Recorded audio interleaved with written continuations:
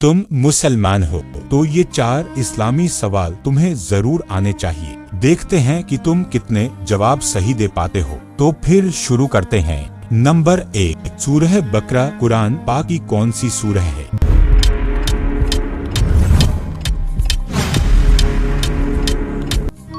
दूसरी, नंबर 2, सूरह बकरा की कुल कितनी आयतें हैं?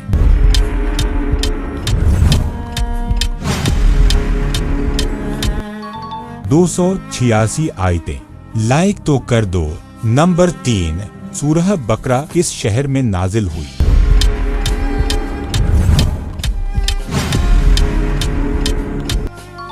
मदीना। नंबर 4, सूरह बकरा में किस कौम का जिक्र बार बार आया है?